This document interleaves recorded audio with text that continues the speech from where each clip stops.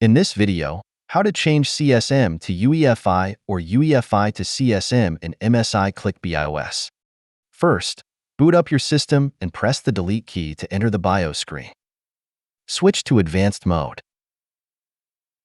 Navigate to the following options menu.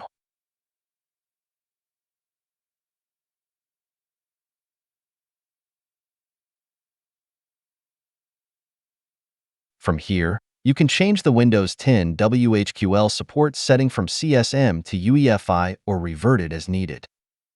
For example, after switching from CSM to UEFI, you will now be able to enable the Secure Boot feature. If you are using an older version of the BIOS, the CSM option may not be visible, but it is still active in the background. Disabled means CSM mode is on, while enabled indicates UEFI mode. Additionally, you can visit MSI.com to download the latest BIOS version, save it to a USB drive, and upgrade your BIOS to the latest version.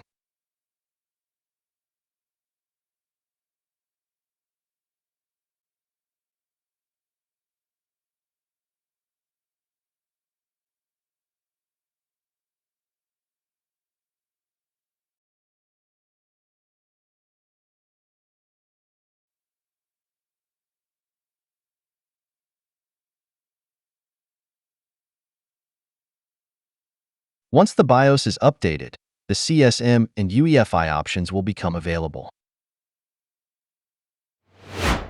If your Windows installation was done in legacy BIOS mode, your disk style should be MBR. After switching from CSM to UEFI, you may find that you can no longer boot into Windows and only see the BIOS screen looping. To fix this, first, revert back to CSM or legacy mode to boot into Windows.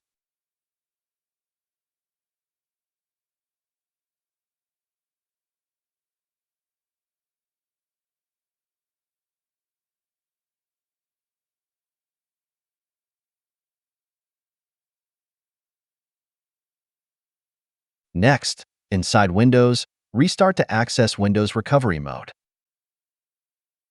You can also press and hold the Shift key while selecting Restart from the Power menu to access recovery mode.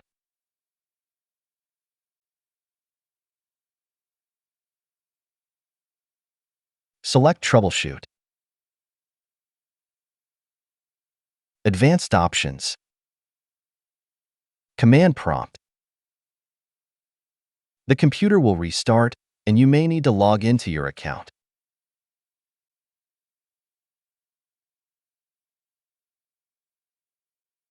In the Command Prompt window, check the disk style using DiskPart tool. As you can see, the disk style is not in GPT, so we need to convert from MBR to GPT in order to boot from UEFI mode. Exit the DiskPart tool. In the Command Prompt window, validate the disk using this command.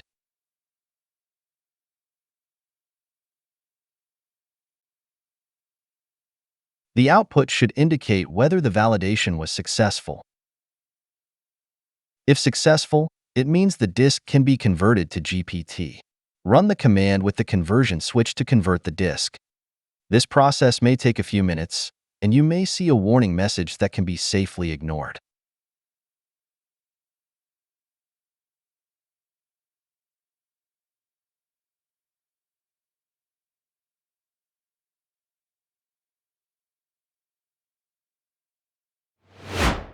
Finally, enter the BIOS, change the boot mode from legacy to UEFI, and enable Secure Boot.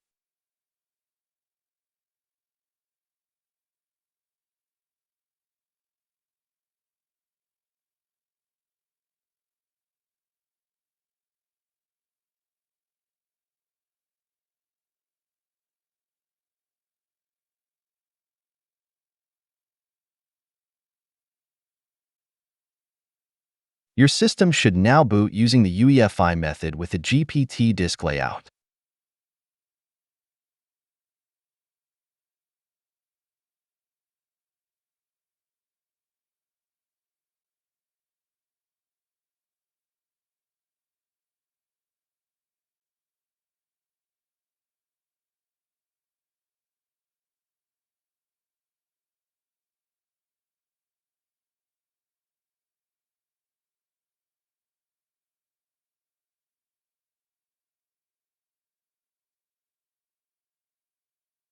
That's it.